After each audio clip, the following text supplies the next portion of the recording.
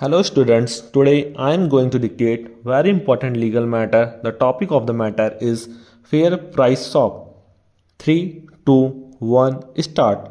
The last question is whether on merits the suspension order is liable to be set aside or not. In view of the findings recorded by us that the suspension order was passed in violation of principles of natural justice, it is not necessary to examine whether the order suspending the license of the petitioner was in accordance with government orders, but since the additional chief standing counsel has vehemently attempted to defend the order on merits, we consider it necessary to examine the correctness of the suspension order in brief. The petitioner's fair price swap license agreement has been suspended.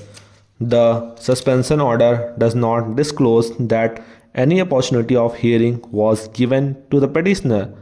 It appears that Subdivision Magistrate Bareilly, on the basis of oral complaints of the village, got an inquiry conducted against the petitioner on 27/5/2005, and in the inquiry it was found that the shop was closed and red board was not put outside the shop. The fair price shop licensee was charging rupees 12 per litre in excess of the scheduled price of kerosene oil, which was violation of condition number 24G of the license agreement. In the inquiry, ration cards were also inspected and it was found that every month kerosene oil was not properly distributed. Sugar was also not properly distributed to persons who were below the poverty line, which was violation of condition number 3G of the license agreement. The shop of the petitioner was suspended and attached to another fair price licensee, Devendra Kumar Pathak.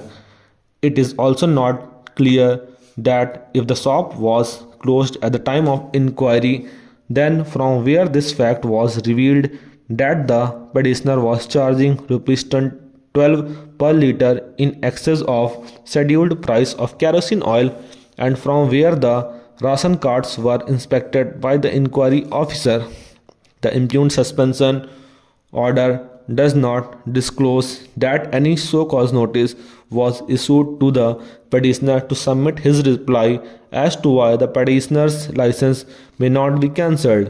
According to learned counsel for the petitioner, on the basis of such vague allegations, license agreement of the petitioner could not be suspended.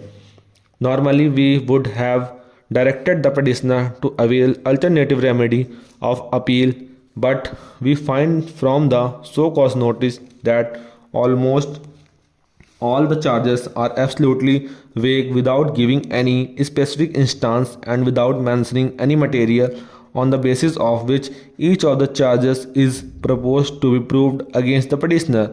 For example, when charge number 2 says that distribution according to entitlement of ration card holders has not been made every month, the notice should also have indicated when and to which cardholders has not been made every month.